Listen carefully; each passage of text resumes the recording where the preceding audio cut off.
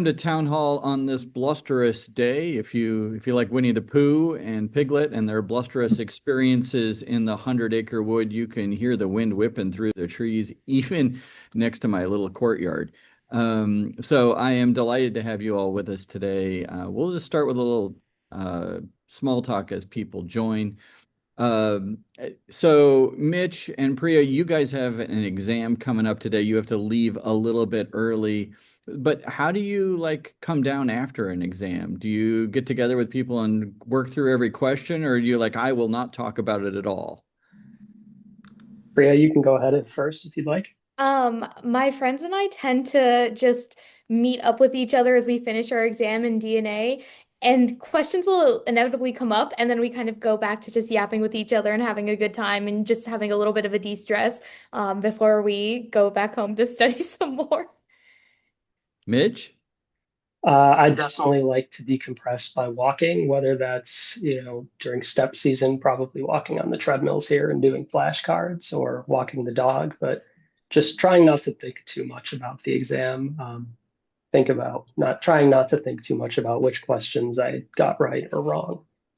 Anki on a treadmill doesn't sound like decompressing to me. That sounds like just a recipe for injury.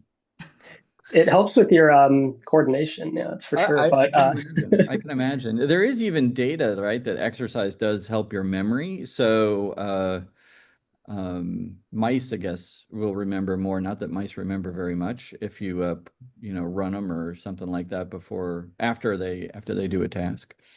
So I'm going to declare this a plateauish of sorts. I'm delighted to have a august panel with us today. We have Archie Chatterjee, who's dean and professor in Chicago Medical School, Melissa Chen, medical director of the ICC and assistant dean for community health and engagement, Rachel Lang, the director of pathway initiatives from the Division of Community and Campus Outreach.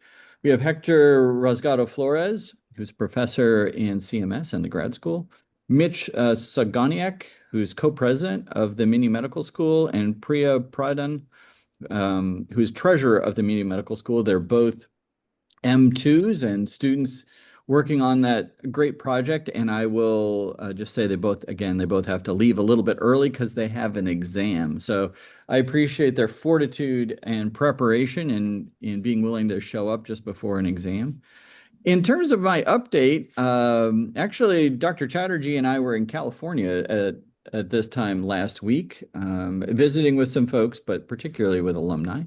And it was really wonderful. This is my first sort of dedicated visit with a group of alumni. They were so excited by their experience at RFU and their college and dedicated to their college and to the university. And it was just, I really had a good time. I appreciate everybody in institutional advancement for helping set that up, but in particular, the alumni for coming out, showing up and letting me meet them. Also going on, Helix 51 is celebrating essentially the doubling of their space. They've had 12 companies come develop under their auspices, and they now have space for another 10 companies. So these are companies that make use of our programming, everything from in-house entrepreneurs to support for financial work and scientific work. I'll point out that for our CMFs and Shoal graduating students, it is match week. So match day is next Friday, arguably the happiest day at a medical university, just ahead of graduation and white coat, but we'll see. In any case, I'm going to do my best to get to as many of those events as possible. They're at conflicting times, so I'll be scooting around the city a little bit. We are 2 weeks away from the spring board meeting. The main focus on the board meeting at this point is budget. We sort of give an outline of the budget, which then gets approved in June. You would think that we would approve the budget now, but our enrollment is so important to estimating our revenue that coming up with a budget is actually kind of difficult without a better sense of enrollment and revenue. So we give them foreshadowing in 2 weeks, and then it gets approved in June. I write about this some this week. We need to get to a break-even budget. Otherwise, we are borrowing from the future. And so we have a little bit of work to do, and that's made more complicated by increasing healthcare costs, which went up in the last year by about $1 million.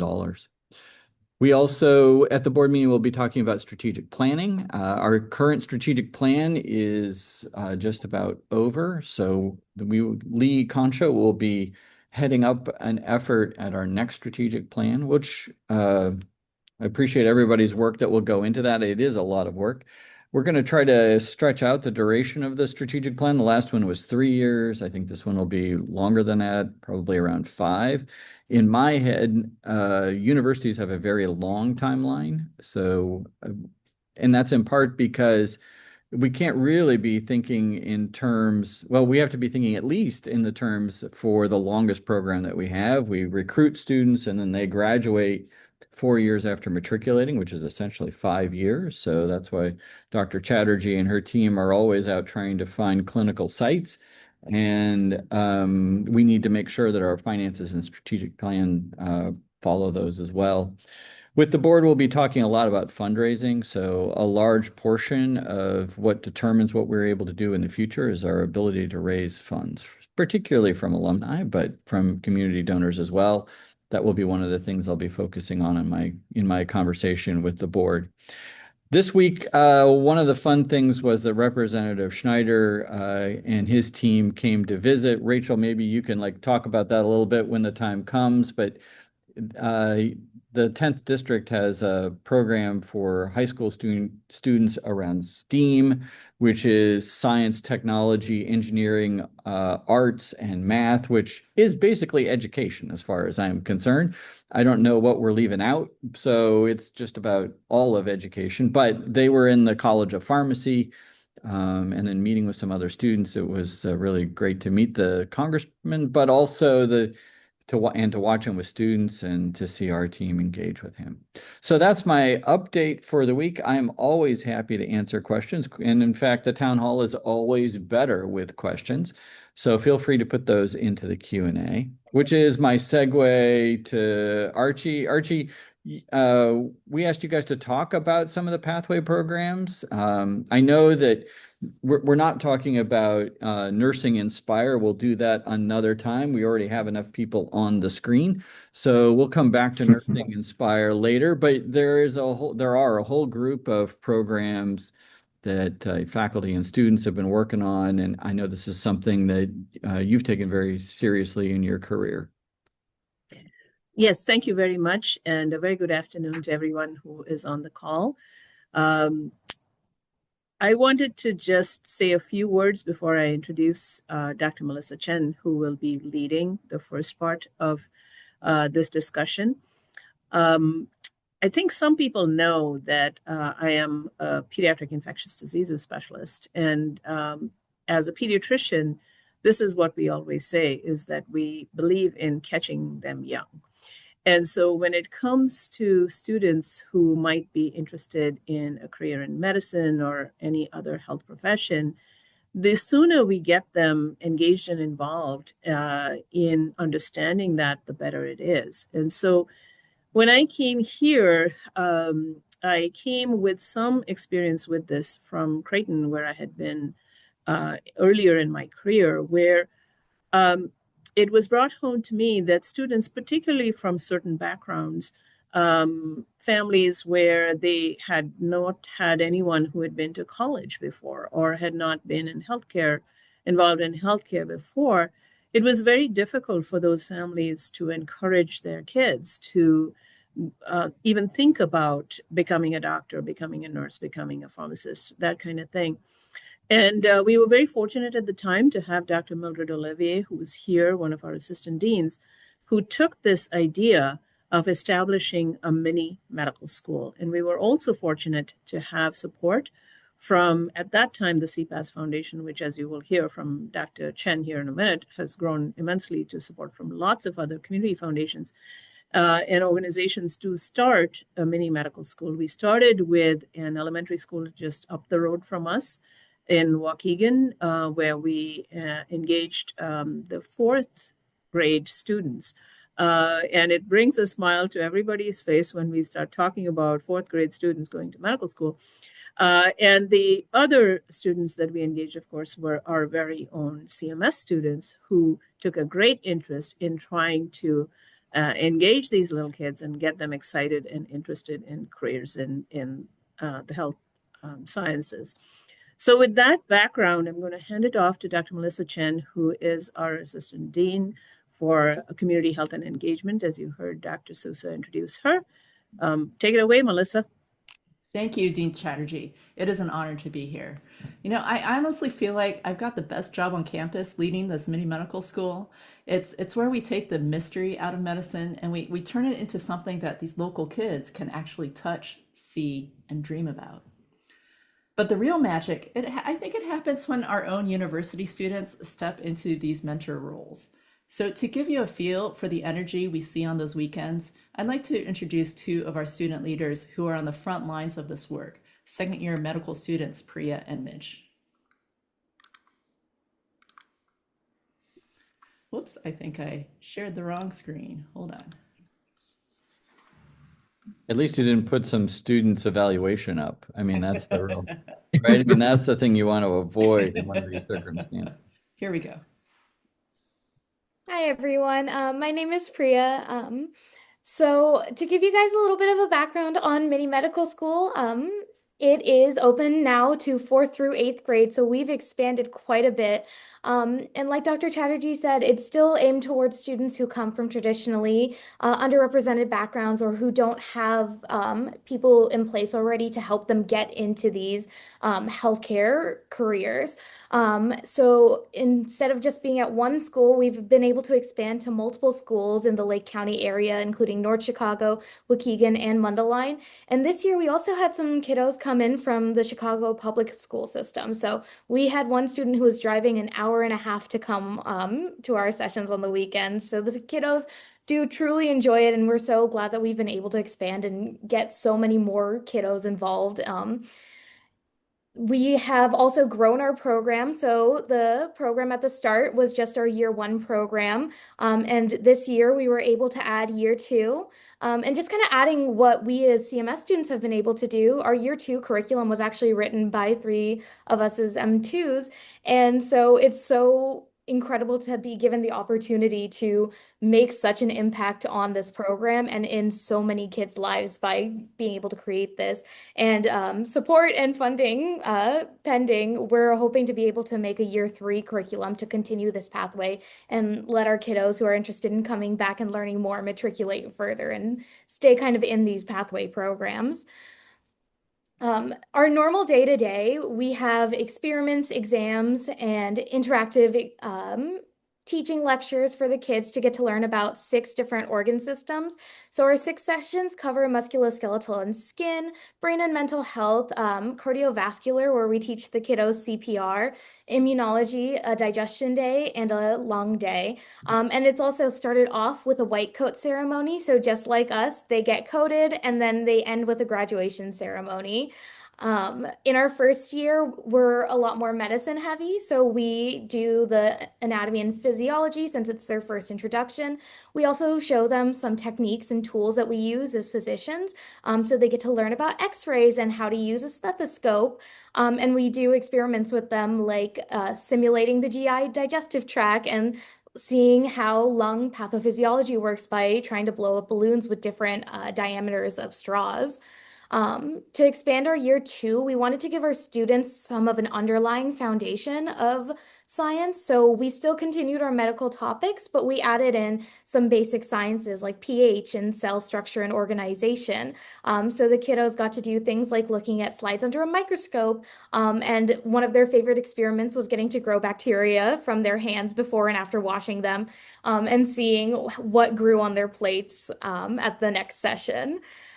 One of the things that I personally am really passionate about that we are able to do in both of our sessions, or both of our programs, is give kids a framework to talk about mental health. Since we do work with middle schoolers, that can be a tumultuous time. And a lot of kids don't really have the language or the skills to communicate that with their parents. So we're able to give them some of a framework and some of the language to communicate the emotions they're experiencing at that time.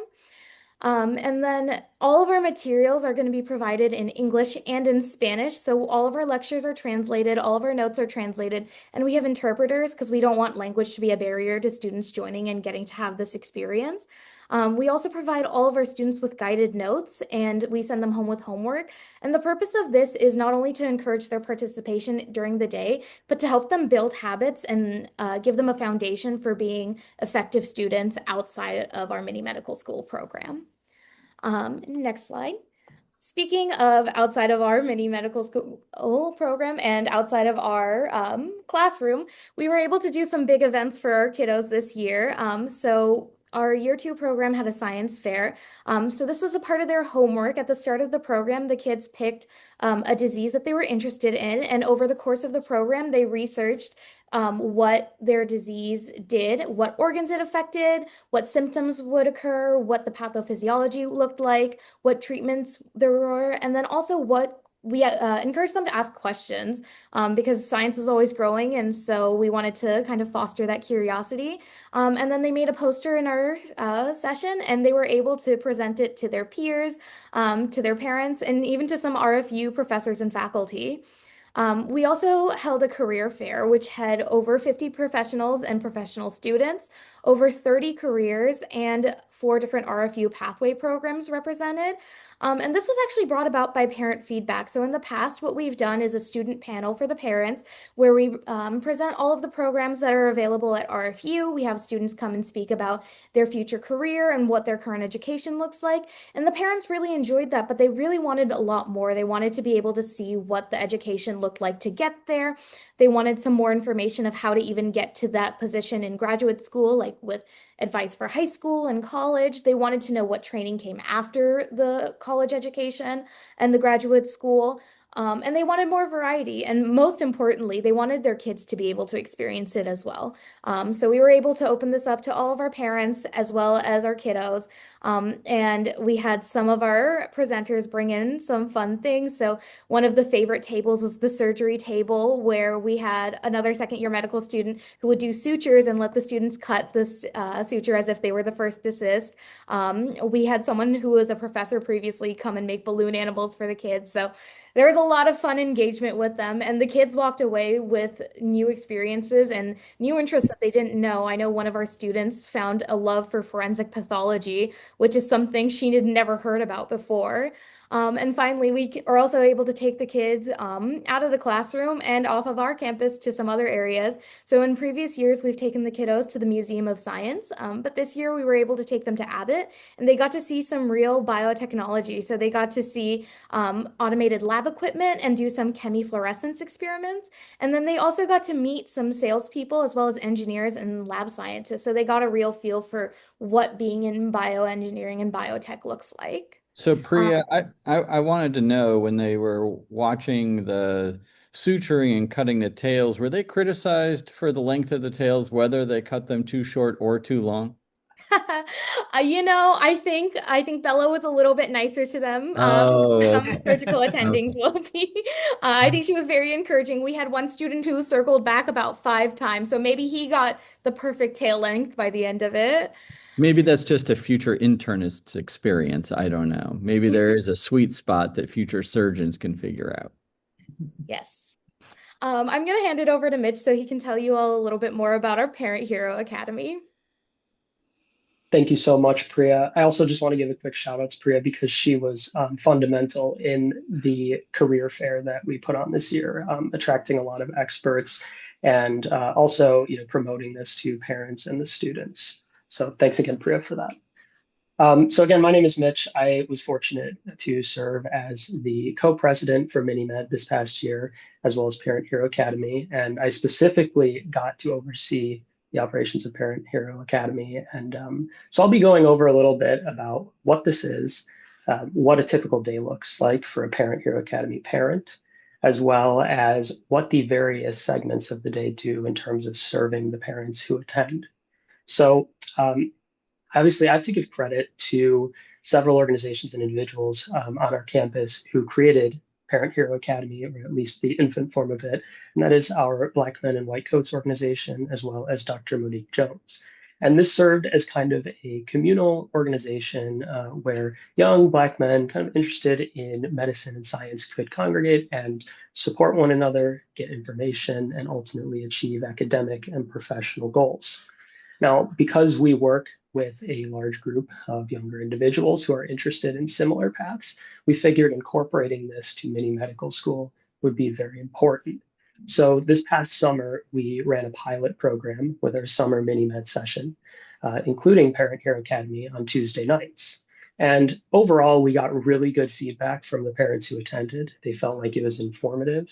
Their sense of self-efficacy in supporting their students was significantly higher following the program than where they started. And so it was kind of a no-brainer to include it in our programs for the school year this year. So Parent Hero Academy, the typical structure for a day, when the parents sign their students up for mini-med, they are given the opportunity to sign up for Parent Hero Academy. Obviously, at the moment, we have limitations on how many people we can accommodate, but for the most part, they're given that opportunity. If they choose to sign up, then on Saturdays when mini med school is occurring, they bring their student and drop them off to class and head to the Centennial Room on campus, where from about 9 a.m. to 1 p.m., they attend Parent Hero Academy. The first portion of the day is mainly guest speakers. And, this portion is really significant in that we bring in individuals who are community leaders, who live near these people, who have connections to a lot of resources that these individuals have access to. And more importantly, it addresses something that we commonly refer to as the hidden curriculum. More simply put, as Dr. Chatterjee was saying, a lot of these students are kind of pioneers in terms of where they're going with their education and their profession, whether it's first generation college students, graduate students, even first generation United States students. And if you've had parents or close relatives or mentors who've gone through the process before, you could take for granted how simple the education system seems, how little of a factor it plays. But if this is the first time that anyone's going through it in your family, this can be really challenging. So the goal is not only to provide these students opportunities through MiniMed, but to give their parents the tools they need to feel confident in nurturing their student towards a medical degree or a science degree. And so on this slide, we have some of the topics that we cover. A lot of the common concerns that parents have are regarding financial literacy, legal aid, as well as the college navigation topics. However, we also cover some things that I think are really important and often overlooked by a lot of parents in terms of how they can support their students. For example, the Mental Health Awareness Day is extremely important. To me, you could provide as much financial help, as much intelligence about college navigation as you can to your student. However, if you're not comfortable discussing the mental challenges that can arise in pursuing such a challenging degree and profession, then that can hinder the student's ability to succeed and reach those goals. And again, we bring in individuals who are about the parents' age and community leaders that these parents, a lot of them can relate to. And I think that it really makes them feel comfortable and confident talking about such important topics with the students. Now, the second portion of the day, about the final hour, we have medical students who lead a lecture. And these lectures mainly consist of going over the content that the students are learning in class that day. And overall, the goal of this is really to give the parents the tools that they need so that they can go home and engage with their students, and not just, the kind of standard dinner table conversation about what are you learning in school, but a conversation where the parents can reply and engage and have a conversation on a deeper level about the topics in medicine that their students are learning. And then we also talk about a lot of public health topics related to the organ system that the students are learning that day. A great example is on our immunology day. We talk about vaccines, which is a topic that is often misunderstood in the general population and a topic that's extremely important to discuss with parents. And then finally, towards the end of the day, our medical students discuss the take-home kits. And this is really awesome, in my opinion, one of the coolest parts of our Parent Hero Academy. These are kits that contain supplies as well as instructions.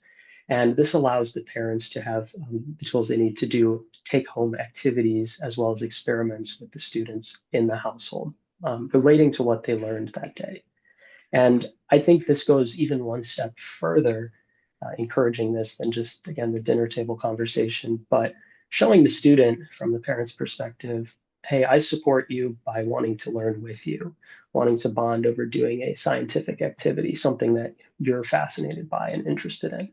And I think that, especially during the formative years of these students' childhoods, having that bond with their parent, engaging in those activities, that collaboration, and something that they find interesting and passionate, it really gives them motivation to stay on track and continue to pursue their educational and professional goals in medicine and science.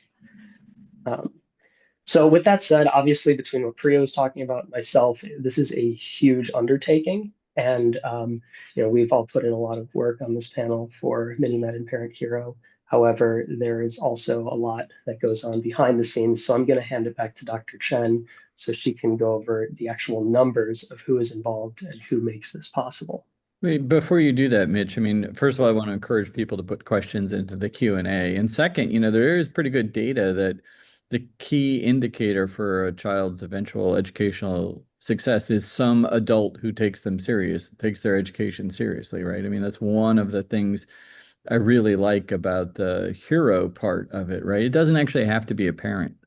Right. It can be an aunt, an uncle, a grandparent, even a neighbor. I mean, like anyway, that's one of the elegant things about this project.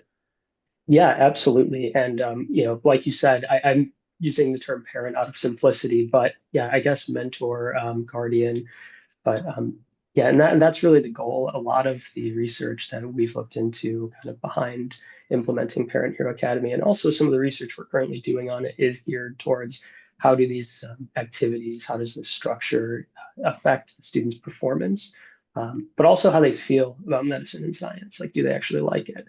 And kind of their interests beyond just the classroom. Are they students who show up and try their best in class, or do they continue that wonder and curiosity at home? Great.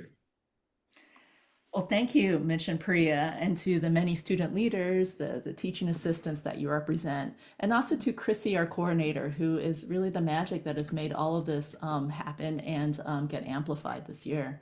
And also to Hector, who you'll hear from soon, who is the lead faculty on this whole endeavor. It is really hard not to be inspired by all of this energy. So to give you a sense of our reach this year, we've had over 80 incredible 4th through 8th graders graduate from the program, supported by 40 families who joined us at the Parent Hero Academy.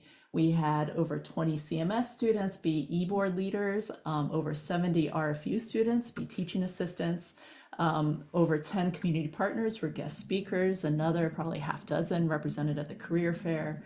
Many research groups joined in a new research committee chaired by Mitch and Jamie. And over 50 representatives at our career fair, representing 30 healthcare career fairs or healthcare careers, including just about everyone at RFU. This is only made possible by the generous support of our funders, the CPAS Foundation, who provides our curriculum and some funding, the University Center, the Molina Cares Foundation, the AAMC, and also the Equitas Health Equity Honor Society, who has supported some of our students in creating some of those take-home kits that Mitch was referencing. But these numbers, they're more than just numbers. They represent real life-changing moments.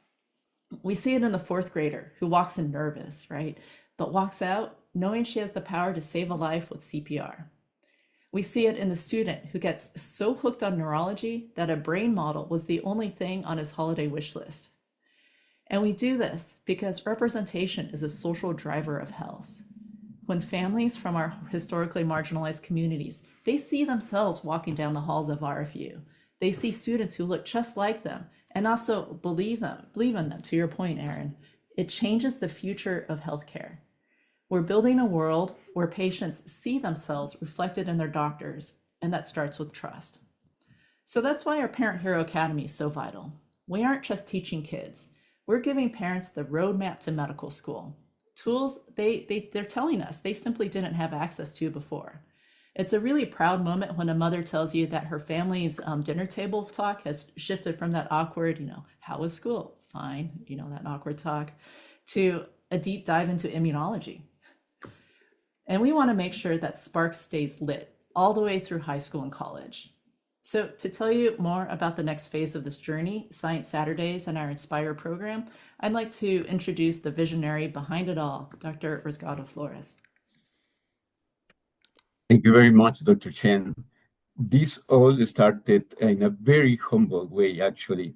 And that was over 30 years ago, my wife, Cecilia, and I noticed that there was a lack of representation at our university from local students from North Chicago. We are in North Chicago and Waukegan.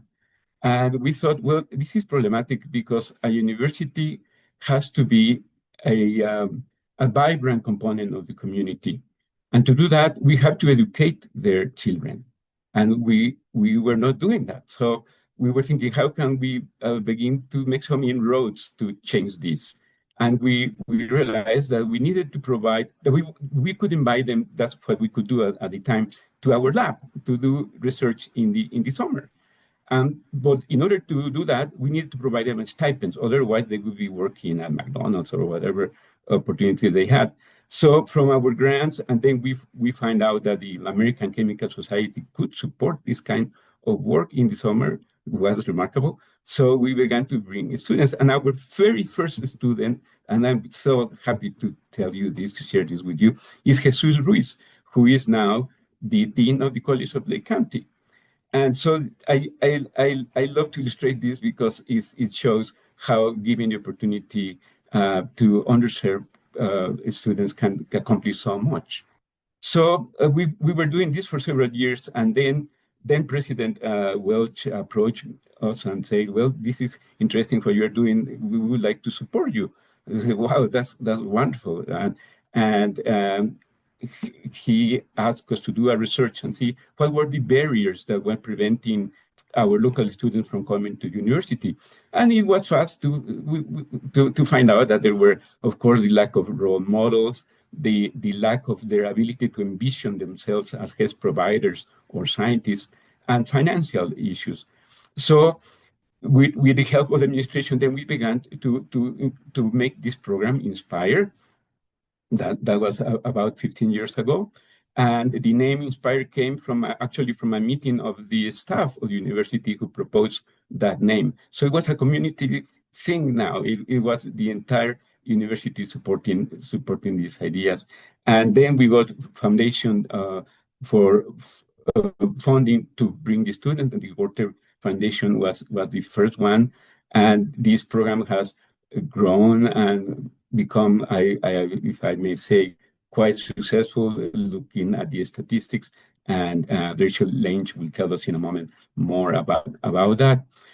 Then later on, then about 7 years ago, we realized that it would be a good idea to expand the program by bringing younger students to prepare them for Inspire. And of course, Inspire, as Rachel will tell us in a moment, works because of the incredible support that we get from the faculty doing research at the university that opens their doors of their labs to bring the students and allow them to do first the best research in the world, the research that we do here at the university. And but we wanted to train them even better before entering Inspire. And so the idea of having a pre-Inspire program called Science Saturdays developed. And this, as Rachel will tell us in a moment, is hands-on training that would leave the students with critical thinking and ready to take the Inspire program in a much better preparation. And I just would like to close by saying that is thank you to the incredible support that the university, and now the professionals that came, look at them here in the screen, some of them that are doing this in such a remarkable way. Ms. Rachel Lange, Dr. Chen, Chris Igorospi, Dr. Williams, that these programs are what they are now. And I am just thrilled about this. And now let me ask Rachel to please take over from here and tell us more in detail about how these programs work. I'll do a brief overview of this and then we'll move into our Science Saturdays and Inspire. So our long-term goals, which we've all been talking about, right, is getting our local students up into our STEM programs. From my perspective, I get to work with our students as they start to get into high school, and then ultimately preparing our then college students, right, for the graduate and professional degrees. And then long-term goal is that those students finish, get their degrees, and then come back to Lake County and serve their communities, which we are already starting to see with our students. We can go to the next slide. So Science Saturdays. So what is it? So we went to laboratory technician training program. The students attend 9 sessions over the summer. The sessions are 10 a.m. to 2:30. We are very grateful to be able to provide transportation for those students as well. So that removes one of those barriers. And then we also have multilingual Spanish speaking support as well. So similar with mini medical school, all of our materials are translated in English and Spanish. And then we have our students work in lab groups all summer. So throughout the summer, you can see our curriculum here. They are working in teams of 3 to 5 with a designated staff member. So they get to develop really strong connections. One of those groups works in just Spanish as well. Again, providing that more comfort and access for our students. What do students do? Every week, this is our pattern. They start with a quiz. We do a quiz every week over the content the week before. We provide review materials. We do review sessions, building those skills, and you'll see what the students report learning in the next slide. And then we do class. Not next slide yet. Sorry, I was just referencing it. And then we have our class lecture, and then they do a pre-lab. For week 1, a couple of weeks, it's worksheets. We're doing some math. How do we convert? How do we use that metric system, which for some of the students takes a minute to click, right? We move into lunch, and then the last half of the day is all hands-on with our experiments. And you can see some of the photos from those. Most of these photos are from last year. Some of the highlights, week 4, pH and buffers. This is really impactful for students. Many have a little bit of understanding of pH. I was just meeting with the North Chicago high school science teachers, and they're like, yeah, we get to kind of touch on pH, but the students really get to dive in and see how does pH and buffers, how does that impact our body? How does that work within us? And then what are you seeing in front of you? And then week 8 is Dr. Escato's favorite lab. Usually the students goes to our chicken liver lab, but that's the culmination. Students are using all of the skills that they're learning in our progressive curriculum on week 8. And then week 9, they get to celebrate, they get to do suturing, they take their final exam, and then we do graduation as well. So we can move into our next slide now. Thank you. So some highlights. We have 25 students every year.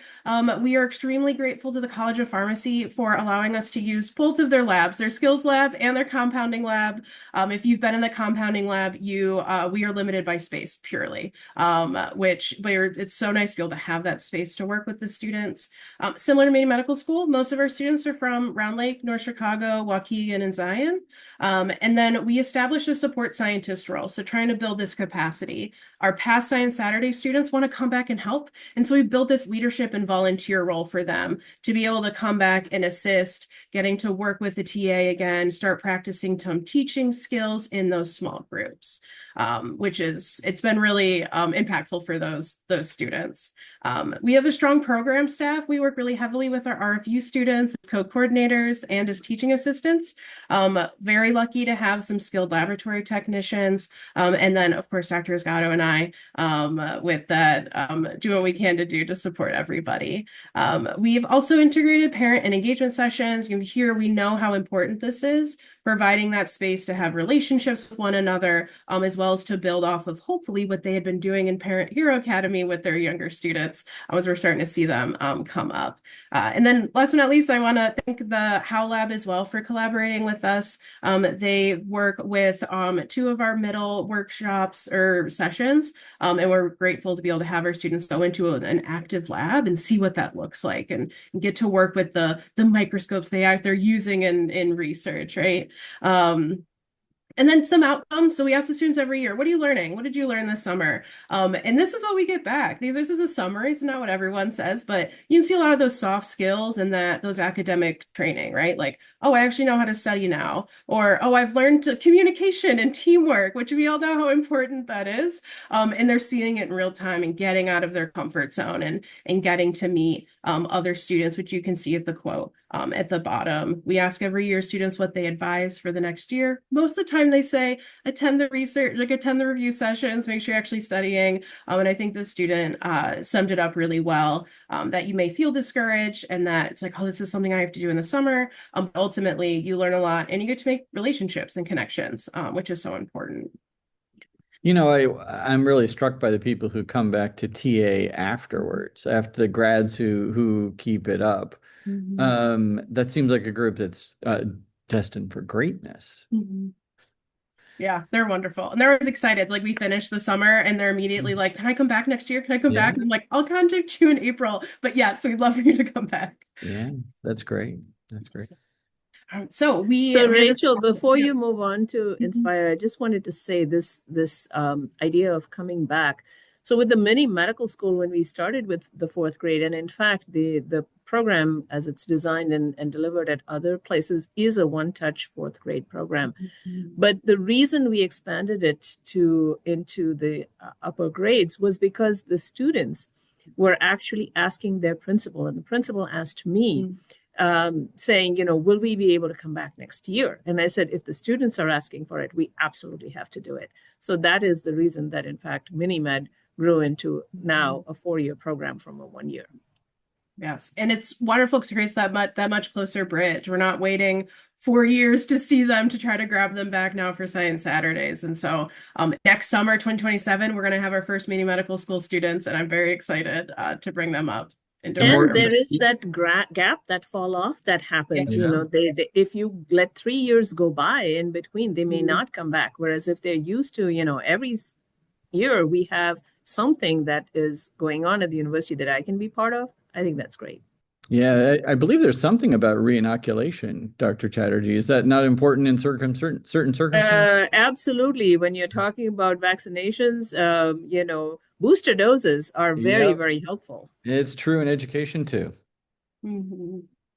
Wonderful. So we have, right, so we're talking about this continuous pathway. So students have finished Science Saturdays, they have those skills to do research, and now they're going to come into Inspire. Some of the key aspects of Inspire is that students can return every summer through undergrad. As long as they continue to perform well, we see their engagement, and they're doing their follow-up meetings, they are able to come back, which provides this consistent opportunity for them and a way for them to make sure that they're developing those relationships, continuing to get mentorship. And then as Dr. Rosgato talked about, many of these students have to work. They need to work, support themselves or support their families. And so a huge impact is that stipend.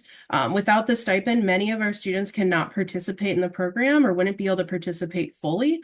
Because not only are they on campus for, I think, 28 hours a week, they also have homework and they have some other assessments as well. And so by providing that stipend, we're providing that additional access for students who otherwise would just not be able to have this experience. Since 2011 to now, we've had 86 students that have participated in Inspire, 3 to 4 years on average that they're in the program.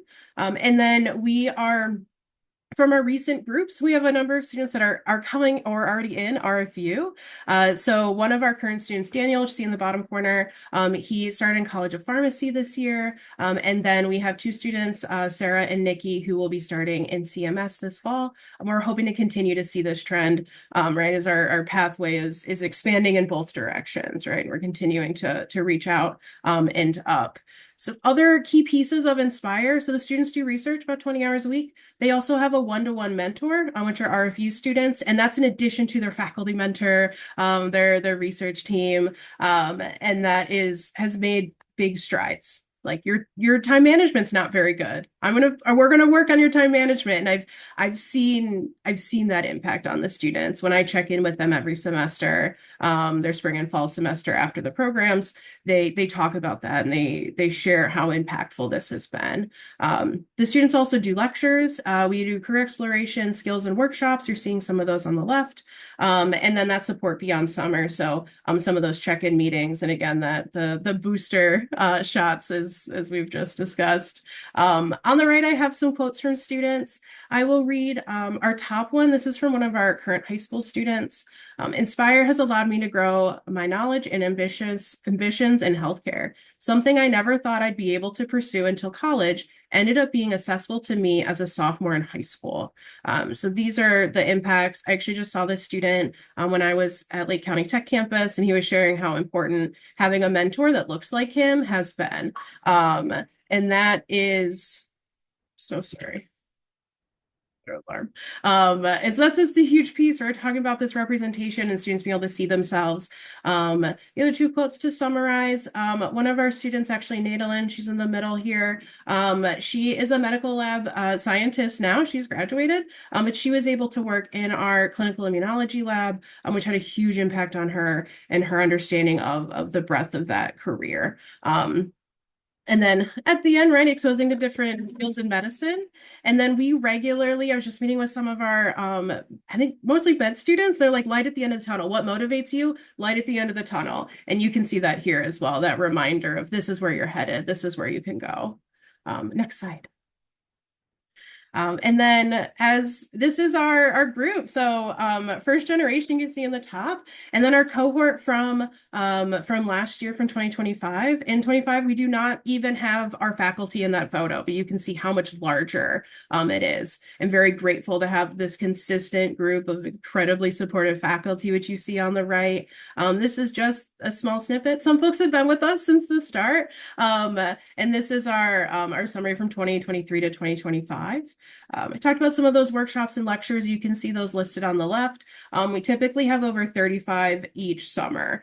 So that's additional workshops. We do different lectures for the college students from the high school students, as you may imagine, and hoping to meet the needs of all the students in those areas. Not listed are all of the teaching assistants, faculty, and staff that support us. We are able to work with interprofessional graduate students at RFU, which is awesome, to be able to share with the students that, like MD is great. And do you not feel like that? Do you feel like PA? Do you feel like pathicist? Do you feel like getting your PhD in cell biology? So making sure that they can see themselves, what makes the most sense for them. And then we'd love to shout out Staines Family Foundation, Gorder Family Foundation, and CPAS for supporting us the last few years as well.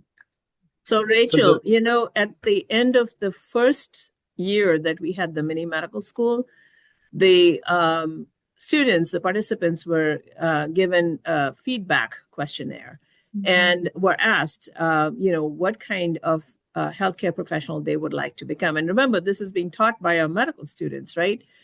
The vast majority of them said that they wanted to go to nursing school, which disappointed our students immensely.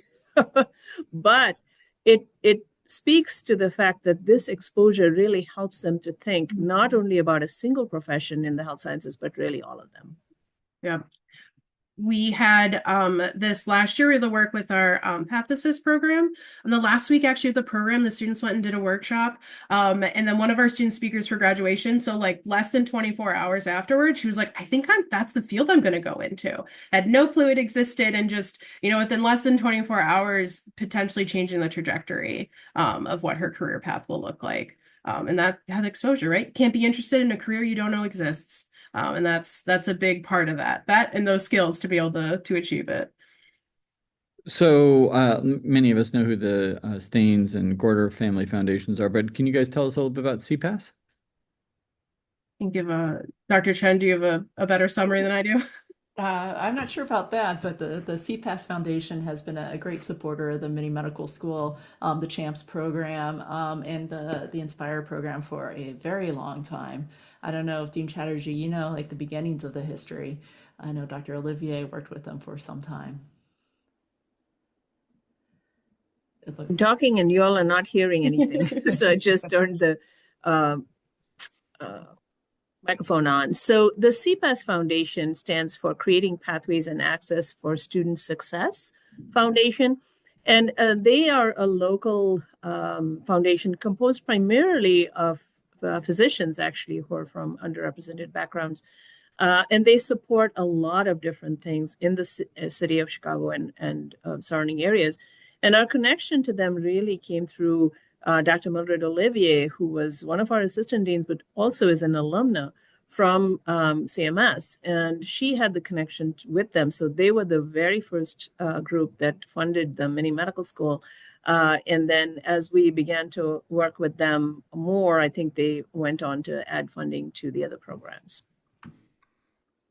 I would like to add also, very importantly, I think that 100% of the Inspire students go to college. This is over 30% more than their peers not coming to the program. And 70% of 100% of them go to college, 100% finish, of course, high school, and 70% of them go to STEM careers, which is like 7 times or 8 times larger than their peers. So And our current group for 2025, all those students that are in college, they all have STEM majors or pre-med track too. So we're even seeing a increase in that area as well, which is wonderful.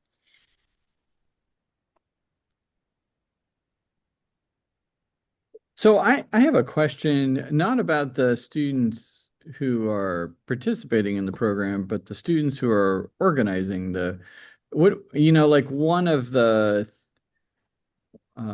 sometimes, you get benefit from a program like this, but maybe sometimes even more benefit goes to the students who are, working with the young people and potentially, do we know anything about what I missed my opportunity to ask our 2 students. They've gone off to be responsible students and take their exam. But do we have a sense of what happens to our students who work on the program? Well, we just got approved with a big IRB umbrella project where we want to study everything, including that aspect. Yes, the parents, the interaction with the children, the TAs between themselves and with the children, and so all the aspects we are going to do research on that. So anecdotally, Aaron, we do hear from the students, those who participate in teaching in these programs, that they are impacted immensely by having this opportunity. I've talked to students who've said, I never thought I liked kids. I didn't think I could work with kids. I think I'm going to go into pediatrics. So choice of specialty. When they apply for their residencies, they actually add this into their resumes and into their personal statements that they put in. I've been told by students they got asked in their interviews about their participation in these programs. So it absolutely has a tremendous impact on our students. Yeah, I can imagine that. Personally, I know that TAing when I was in college, right, when I TA'd in chemistry, and it made me feel very different about a potential faculty role down the line to have had a positive experience as a TA that I really enjoyed. So we have a few questions. So Lisi says, congratulations on all the success with Inspire. I'm wondering if you thought about how to recruit more male participants. And I didn't look at the pictures carefully. I don't know whether or not that's an issue or not, but it is. Yeah. So the trend in higher ed is that there's more women involved, education in general, like both more women enrolling, but also a higher percentage of participation. Some of our recruitment in terms of encouragement, it really is just our being visible and having representation. And so as we bring in more men, and particularly men of color, it's been really motivational for our students. And at the end of the day, it's about those connections. So working with our current existing students to work with their peers and bring more in so we can have a little bit more of a balance in gender representation, I would say, in the group. And part of that is so Aaron, sorry, Melissa, go ahead. I was going to say we're working with one community partner who runs a Black men mentorship group for Black male youth. So I think that's working with the community members who are trusted in the community and say that they trust in us, I think will be really key in this moving forward. Yeah, Erin, it's a kind of a saw, but they say you can't be what you can't see. And so I think it's really important that the students see people who look like them, have similar backgrounds, and we try very hard to make that available. The Black Men in White Coats are also an organization on campus, and they strongly support these programs as well. So Bob Intine notes that the SGPS students, the grad students, benefit by the Inspire program as they have their opportunity to have their first mentorship experience with folks. And then Anonymous asks, are you able to accommodate all the students who apply? No. No, not at all. And I'm not sure. Yeah, mini medical school is a much larger number, but we at this point have over 50 applicants for Science Saturdays. I think we're headed towards 60, and our application closes in like 2 weeks. So similar for Inspire, given the grant funding, with the stipend, it's typically challenging to be able to accept as many as we would like. But yeah, that's an unfortunate aspect, is that limitation of cost and space. So Jeff Espina asks, have there been any previous participants who've moved on to a medical career path or interest because of their experience with the mini medical school? But I'm not sure it's been around long enough for that. It has not, Aaron. So if you think back, we actually started this during the pandemic, and the very first mini medical school was actually a virtual one. And so these schools are these students from the very first cohort are still in high school. So it will be a while before we see them. And, when we initially started talking about it and we talked about funding, there was a funding partner that we approached, and they said, this is going to take way too long. And my response to that was, if you don't plant acorns, you're never going to have oak trees. So, that's the principle on which we move forward. And I am very optimistic that we're going to see these students, some of them at least, go into these careers. Well, and, I would just say, like, if you can foster some curiosity in a kid and support in a parent, if they go on to be a archaeologist or an English teacher or something else because of the support, in part because of the supports we've provided, that's wonderful. And Dr. Chatterjee, I wanted to give you a chance to talk a little bit about Palmdale, where, I mean, you have planted an acorn on the other side of the Rockies here. That's right. So I say we have metastasized our mini medical school. I was going to be more positive than that.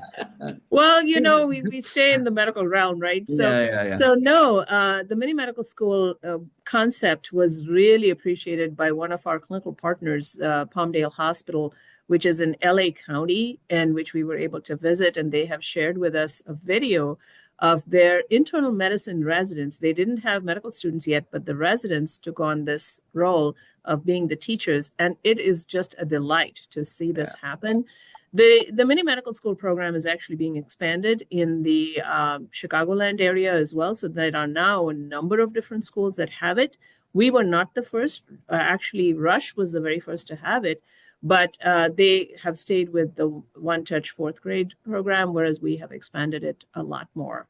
And Melissa, I think you have a group of mini medical school people coming to campus sometime for a seminar or something like that.